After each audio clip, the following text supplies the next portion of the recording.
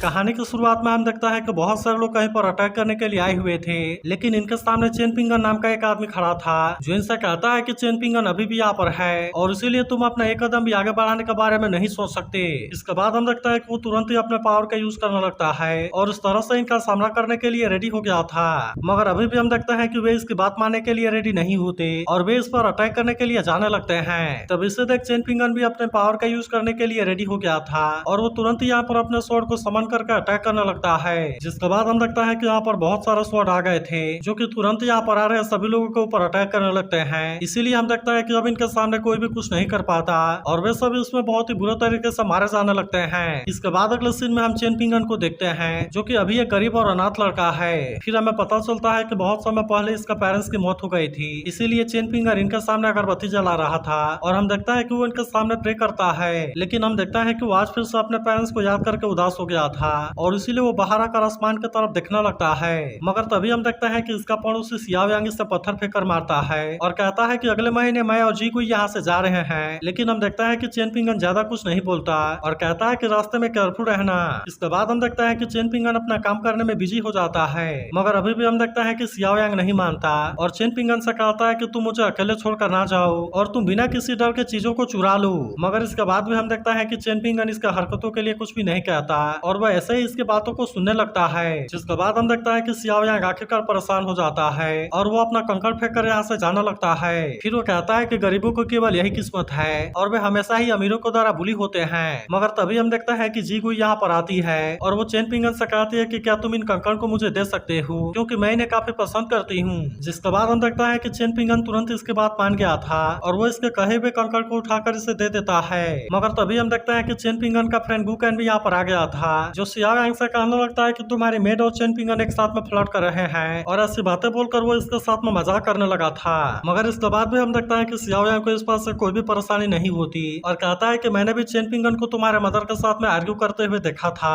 तब इस पर गुकैन भी उससे पूछता है कि क्या तुमने इसे अपने आंखों से देखा, क्योंकि मुझे तो ये पता है कि तुम गवर्नमेंट इंस्पेक्टर के एलिजिमेंट सन हो और मैं तुम्हें बताना चाहता हूँ कि मेरे पास में भी क्लियर आइज हैं। जिसके बाद सियाओ यांग भी मजा लेते हुए कहता है कि बेटे आज शांत हो जाओ क्योंकि आज तुम्हारा बाप तुम्हें अपने हाथों से नहीं पीटना चाहता। वहीं हम देखता है कि जी कोई ऐसी बात सुनकर मुस्कुरा रही थी। तभी हम देखता है कि गुकैन यहाँ पर भी आ जाता है जो कि फिर से इनके साथ मजाक करके बातें करने लगा था और इसीलिए जी कोई तुरंत यहाँ से चली जाती है। इसके बाद हम देखता है कि गुकैन फिर से जी कोई को आवाज लगाता है लेकिन वो इसके बातों को इग्नोर करके यहाँ से चली जाती है। इसके बाद हम देखता है कि गुकैन चेन पिंगन के घर में आ गया था जहाँ वो कहता है कि तुम्हें अपना फादर का जैसा बनना है और इसीलिए इसके लिए मैं तुम्हें ब्लेम करता हूँ। इसके बाद हम देखता है कि वो इसे इसके दिए हुए लोच को दिखाने लगता है और कहता है कि तुमने जो लोच मुझे दिया था वो पहले से अब थोड़ा बड़ा हो गया है। फिर वो चेन पिंगन से बताता है कि मेरी मदर ने बेकन बनाया है और इसीलिए वो तुम्हें खाने के लिए बुला रही है, लेकिन इस पर चेन पिंगन कहता है कि मैं नहीं जाना चाहता क्योंकि आज रात में जल्दी से अपने बेड में जाना चाहता हूँ। लेकिन तभी हम देखता है कि बेचारे गुकैन का नाक बह रहा था और वो इसे फिर से मनाने की कोशिश करने लगता है, मगर चेन पिंगन अभी भी मना करते हुए कहता है कि कल मुझे लेटर को डिलीवर करने के लिए जाना है और इसीलिए कल मैं इसमें लेट नहीं होना चाहता।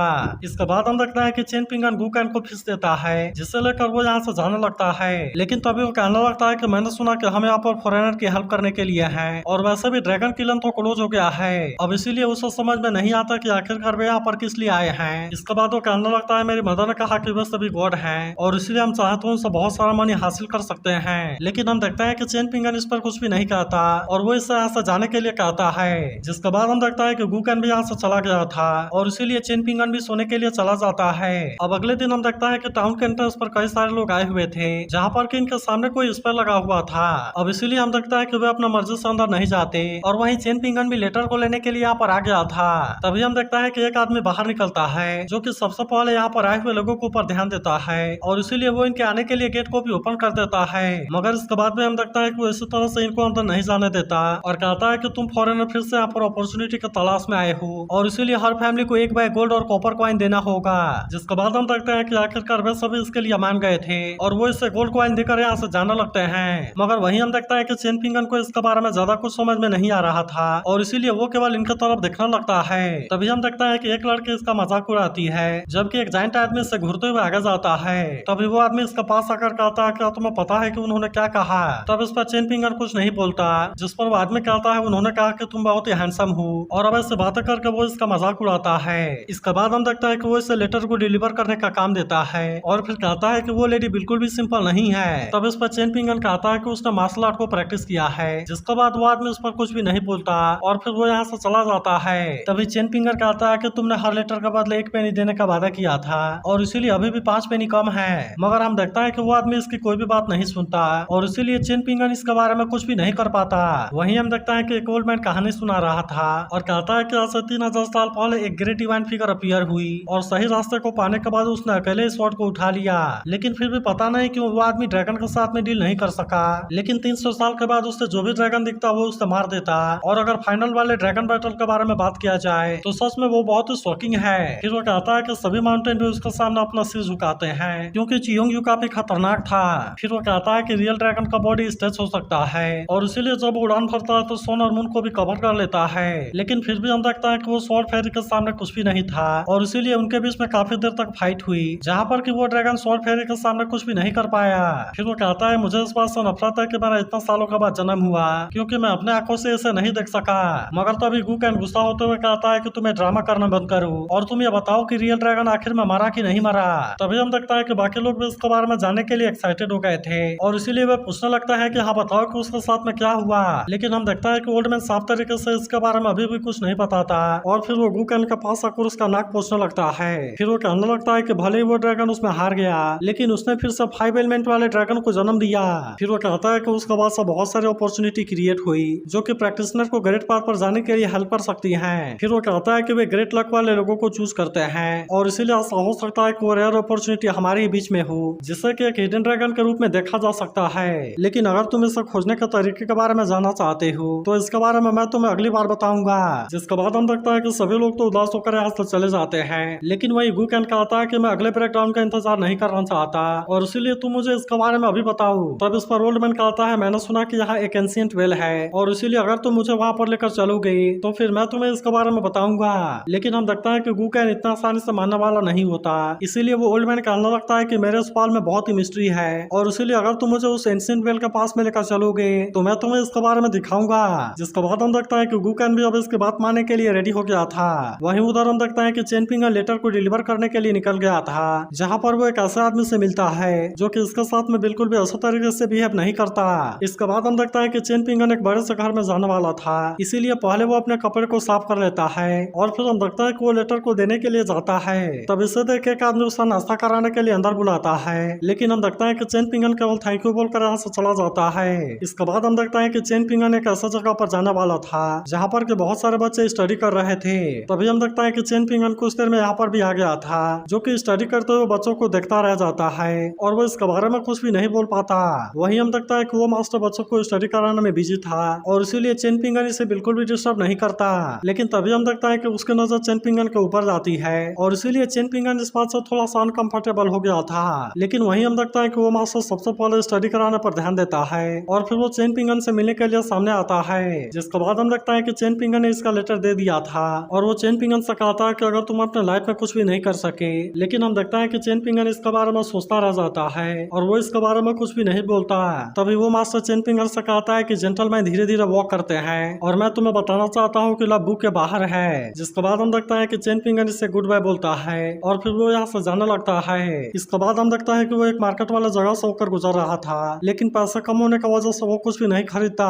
लेकिन तभी हम देखता है कि उसे एक आदमी के पास में गोल्डन कार दिखाई देती है, इसीलिए इसे देख चेन पिंगन काफी एक्साइटेड हो गया था और वो उस आदमी से पूछता है कि क्या तुम इसे मुझे बेच सकते हो। तब उस पर वो आदमी कहता है कि इसे तो मैं अपने पास में रखना चाहता हूँ। जिसके बाद हम देखता है कि चेन पिंगन यहाँ से जानने लगता है, लेकिन तभी हम देखता है कि वो आदमी इसे रोक लेता है और कहता है कि अगर तुम इसे लेना चाहो तो ले सकते हो। जिसके बाद हम देखते हैं कि चेन पिंगन उस आदमी से इसका रेट जानने की कोशिश करता है और फिर कहता है कि मेरे पास में तो केवल 5 सेंट है और इसीलिए क्या तुम इसे मुझे दे सकते हो। तब हम देखता है कि वो आदमी इसके बारे में थोड़ा सोचने लगता है और फिर हम देखता है कि वो इसे चेन पिंगन को देने के लिए मान गया था। लेकिन तभी हम देखता है कि 2 आदमी यहाँ पर आ जाते हैं और वो इसे 50 सेंट देते हुए कहता है कि तुम इसे हमें दे दो। जिसके बाद हम देखता है कि वो आदमी तुरंत इसके लिए रेडी हो गया था, इसीलिए चेन पिंगन इसके बारे में कुछ भी नहीं कर पाता और फिर वो उदास होकर यहाँ से जाने लगता है। लेकिन तभी हम देखता है कि वो लड़का इसे भी कुछ कॉइन देता है और कहता है कि तुम यहाँ पर मुझसे पहले आए थे और इसीलिए मैंने इसे तुम्हारे साथ में सेटल कर दिया। तभी हम देखता है कि चेन पिंगन इनका पैसा वापस करने की कोशिश करता है, लेकिन हम देखता है कि उसका साथ वाला ओल्ड मैन बहुत ही अजीब तरीके से देखने लगा था।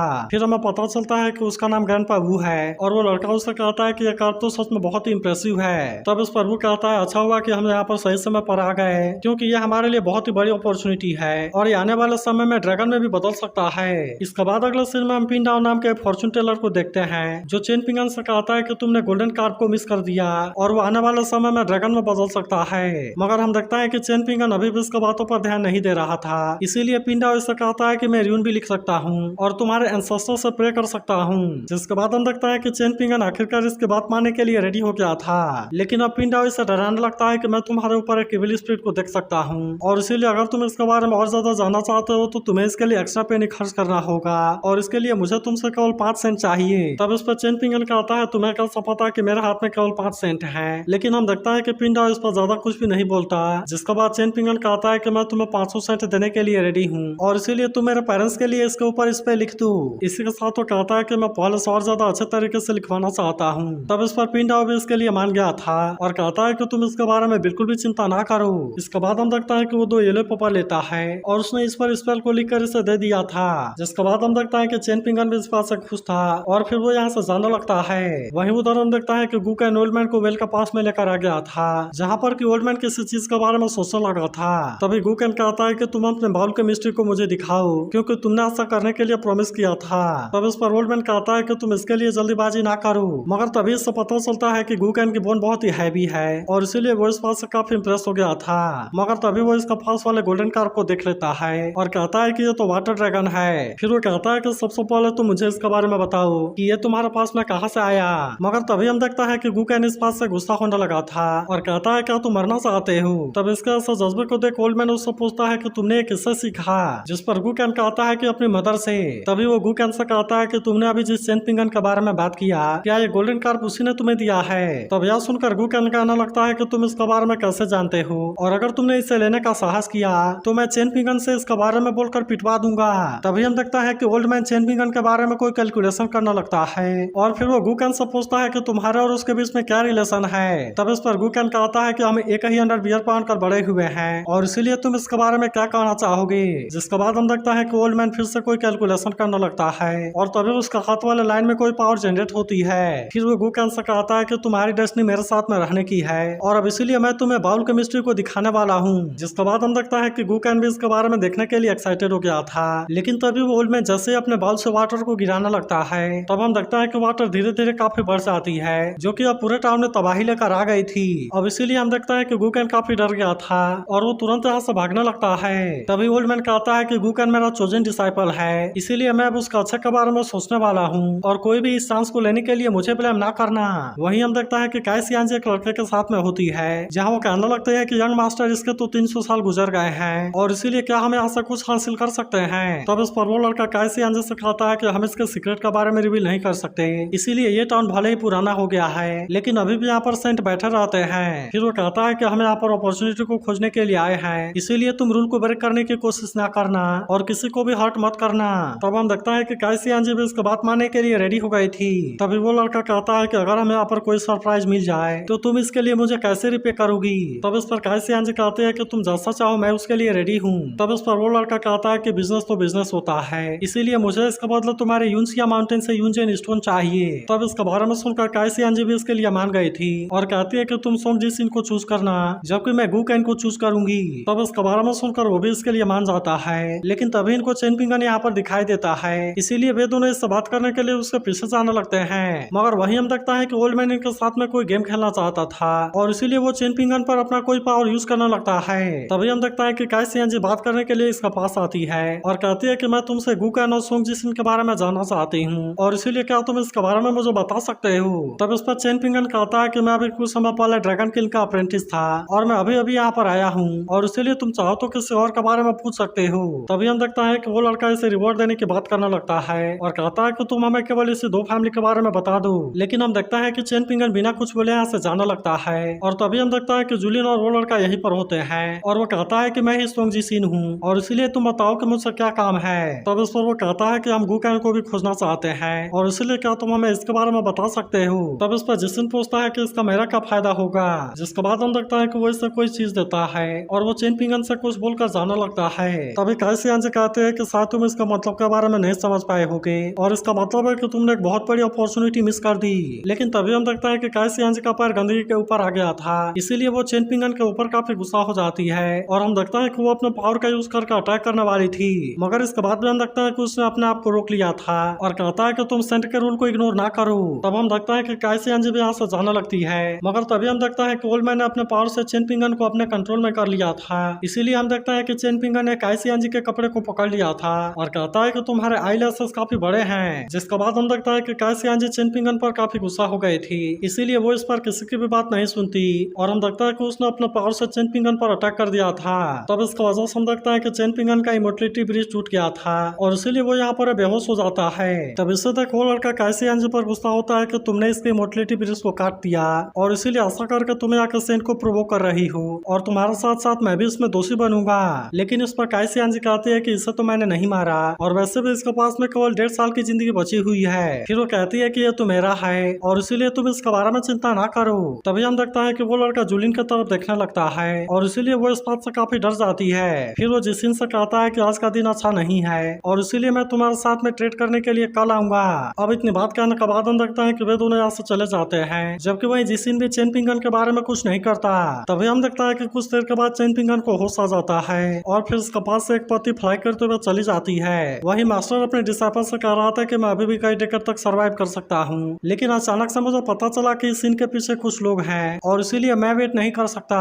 फिर वो कहता है कि वे मेरे होते हुए भी यहाँ पर कुछ करना चाहते हैं, लेकिन मैं असल में यहाँ पर ऐसा कुछ भी नहीं होने दे सकता और इसीलिए मैं इस पर तुम्हारे साथ में ऐसा नहीं जाने वाला। फिर हम देखता है कि वो इसे अपने तरफ से कोई फेयरवेल गिफ्ट देता है और कहता है कि तुम इस लोटस स्लिप को अपने पास में रखना, जिसके बाद हम देखता है कि डिसाइपल भी इसके बात मानने के लिए रेडी हो गया था और मास्टर कहता है कि शायद आने वाले समय में हम फिर कभी जरूर मिलेंगे। लेकिन तभी हम देखता है कि इनके सामने एक तलवारबाज लड़की खड़ी होती है, जिसे देखते ही डिसाइपल कहता है कि ये तो बहुत ही इंटरेस्टिंग है, मगर तभी हम देखता है कि निंग नाम के इस लड़के को ऐसी चीजें पसंद नहीं होती। तभी मास्टर जमा से कहता है कि तुम चीजों को अपने घर ले जाने के बारे में सीखने वाले हो, लेकिन अगर तुम किसी को सीक्रेटली पसंद करते हो तो फिर उसे बुधा भी नहीं रोक सकते। फिर वो कहता है कि यह तो केवल एक कन्फेशन है और इसीलिए ना तुम कुछ बोलना, ना कुछ सुनना और ना अपनी जगह से हिलना। इसके अलावा वो इसे किसी गलत चीज के बारे में सोचने से भी मना करता है। वहीं हम देखता है कि निंग यहाँ से जाने लगी थी, जिससे तक जामा कहता है कि इसकी स्मेल तो काफी अच्छी है, लेकिन ऐसी बात सुनकर निंग काफी गुस्सा हो गई थी और वो तुरंत ही जामा को मारने के लिए आने लगती है, मगर तभी हम देखता है कि मास्टर ने अपने पावर का यूज करके इसे रोक लिया था, इसीलिए निंग इसके सामने कुछ भी नहीं कर पाती। फिर वो मास्टर कहता है कि एक लायन अपने पूरे ताकत का यूज करके रैबिट के साथ में फाइट कर रहा है और मैं मानता हूँ कि जामा ने तुम्हें ऑफेंड किया है, लेकिन फिर भी तुम इस छोटी सी गलती के लिए इसे नहीं मार सकती। मगर इसके बाद भी हम देखता है कि निंग इसकी कोई भी बात सुनने के लिए रेडी नहीं होती और कहती है कि मैं इसके साथ में जो चाहे वो करूँ। इसके बाद हम देखता है कि वो मास्टर को भी चैलेंज करने के लिए रेडी हो गई थी और इसीलिए वो अपने तलवारबाजी का यूज करके मास्टर के ऊपर अटैक करने लगती है, लेकिन हम देखता है कि मास्टर को टच कर पाना भी इसके बस की बात नहीं होती और इसीलिए वो इसके अटैक से अपने आप को बहुत ही आसानी से बचा लेता है। फिर वो कहता है कि यह तो मिलिट्री मार्शल आर्ट है और इसीलिए तुम केवल स्पीड से कुछ भी नहीं कर सकती, मगर अभी भी हम देखता है कि निंग इतना आसानी से हार मानने वाली नहीं होती और इसीलिए वो फिर से मास्टर के ऊपर अटैक करने के लिए चली जाती है, जिसके बाद हम देखता है कि मास्टर को इसके बारे में थोड़ी सी भी चिंता नहीं होती क्योंकि वो निंग के अटैक से अपने आप को बहुत ही आसानी से बचा रहा था और इसीलिए वो काफी कोशिश करने के बाद भी मास्टर का कुछ नहीं कर पा रही थी। तब इससे भी हम देखता है कि मास्टर ने इससे स्वॉर्ड को भी पकड़ लिया था, जहाँ पर कि निंग अपने तलवार को भी हिला नहीं पा रही थी। तभी अचानक से हम देखता है कि निंग अपने फ्लाइंग स्वॉर्ड का भी यूज करके अटैक करती है, लेकिन इस बार भी मास्टर ने अपने आप को बहुत ही आसानी से बचा लिया था और इसीलिए निंग इस बार भी मास्टर का कुछ नहीं कर पाई होती। मगर अभी भी हम देखता है कि निंग इतना आसानी से हार मानने वाली नहीं होती, इसीलिए वो फिर से अपना और ज्यादा ताकत का यूज करने लगती है और इस तरह से वो फिर से मास्टर पर अटैक करने के लिए आ गई थी। लेकिन अभी भी हम देखता है कि निंग मास्टर का कुछ नहीं कर पाती क्योंकि मास्टर की स्पीड बहुत ही ज्यादा थी और इसीलिए निंग इसके सामने कुछ भी नहीं कर पा रही थी। तभी हम देखता है कि मास्टर बिल्कुल इसके सामने आकर भी खड़ा हो जाता है, जिससे देखते ही निंग तुरंत वहां से दूर हट जाती है और वो फिर से अपने फ्लाइंग स्वॉर्ड का यूज करके मास्टर पर अटैक करने की कोशिश करती है। लेकिन इस बार भी हम देखते हैं कि निंग मास्टर का कुछ नहीं कर पाई होती,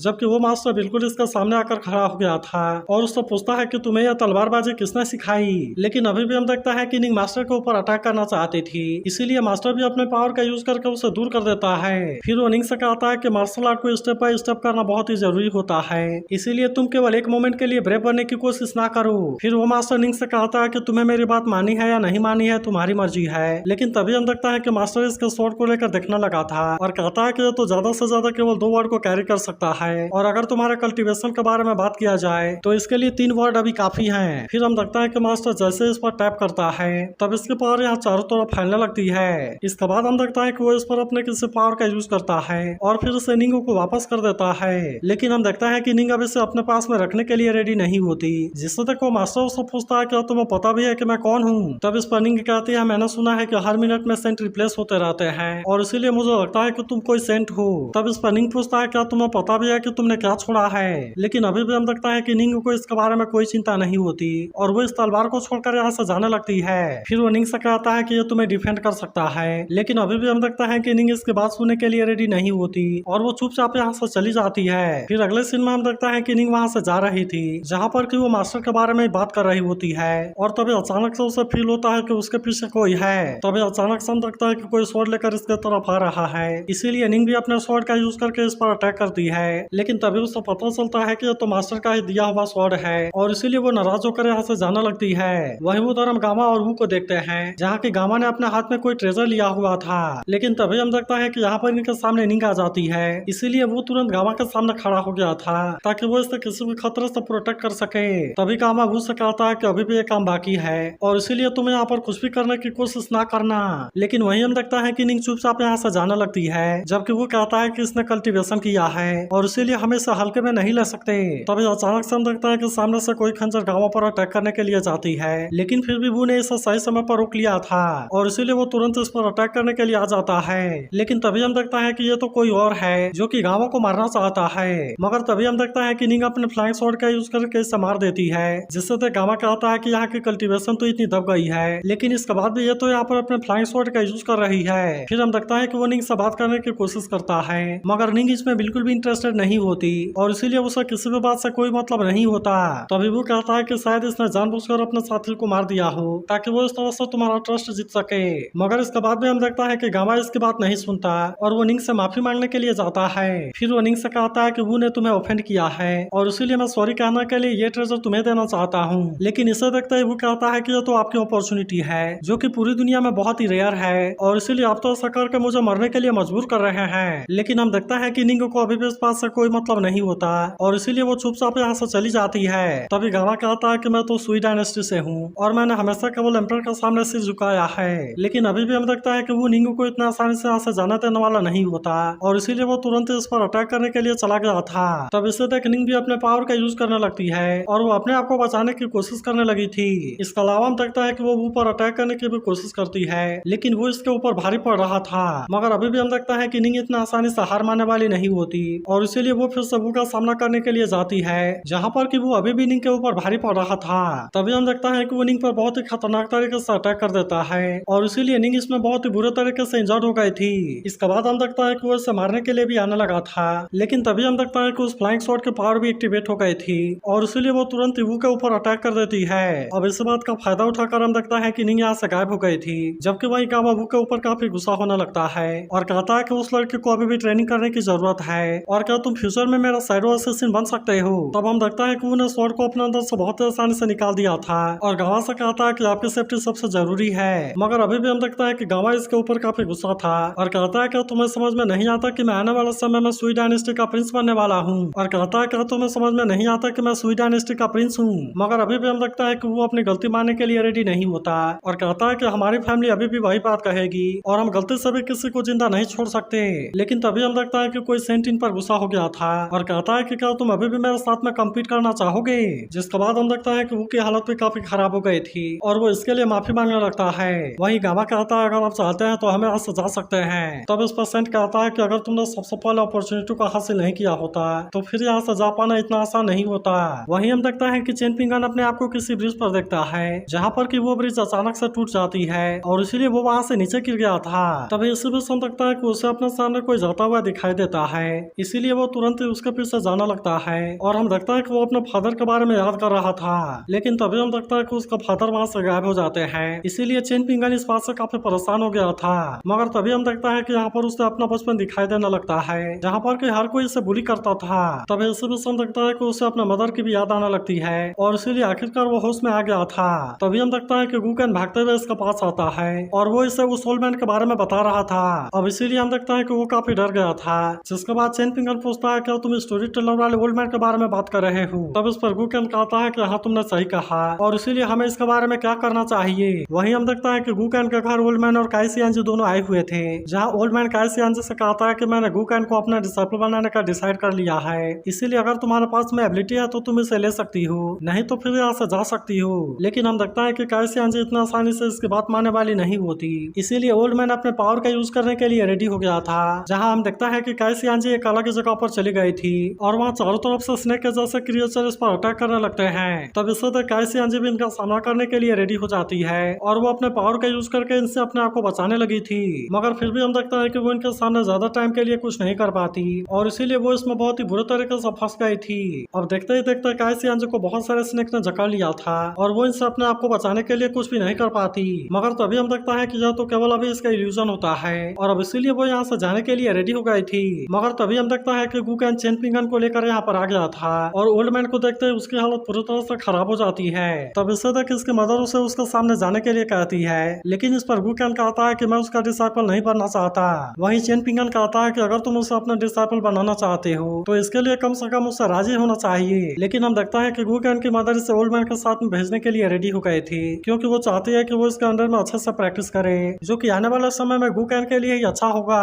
अब इसीलिए हम देखता है कि चेन पिंगन भी इसके लिए मान गया था और फिर वो गूकन को भी इसके लिए समझाना लगता है। जिसके बाद हम देखता है कि गूकन इसके बारे में कुछ भी नहीं बोलता और फिर चेन पिंगन यहाँ से चला जाता है। तभी ओल्ड मैन फिर से गूकन से अपने बाउल के अंदर देखने के लिए कहता है और हम देखता है कि इसने इसके ऊपर अपने किसी पावर का यूज कर दिया था। तब इससे देखते हुए कहता है कि ये तो चेन पिंगन का दिया हुआ कार्प है। लेकिन तभी हम देखता है कि उसकी मदर इसके लिए उसे पीट देती है। मगर इसके बाद भी हमें लगता है कि गूकन मानने वाला नहीं होता और वो फिर से कार्प को लेने के लिए जाना लगता है। मगर तभी हम देखता है कि ओल्ड मैन ने इसे अपने बाउल के अंदर खींच लिया था और कहता है कि तुम इसे शांत रहने दो।